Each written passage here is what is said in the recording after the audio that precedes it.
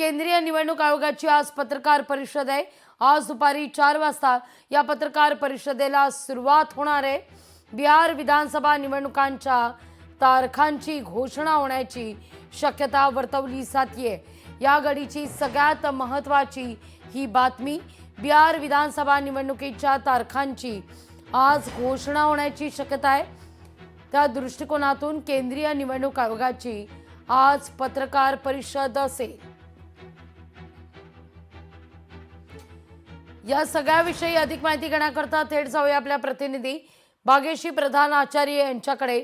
भाग्यश्री, काय अपडेट?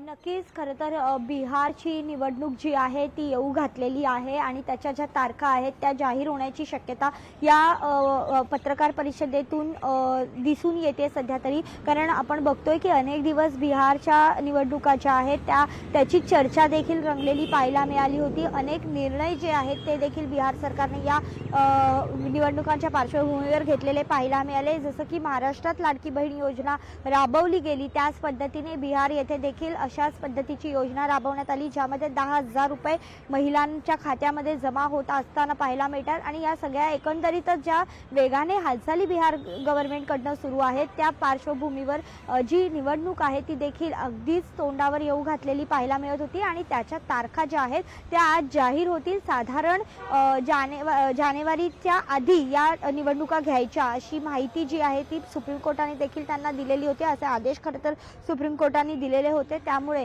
आता पुढच्या महिन्यातच या निवडणुका जाहीर होतील अशी शक्यता देखील वर्तवली जाते। त्यामुळे नेमक्या काय तारखा जाहीर होत आहेत याकडे सगळ्यांचंच लक्ष लागलेलं पाहायला मिळतंय। लाघवी, अगदी भाग्यश्री, तुम्ही अशाच आमच्या संवेद जोडल्या राहा। लोकशाही मराठी ऐका, पहा, जागरूक रहा।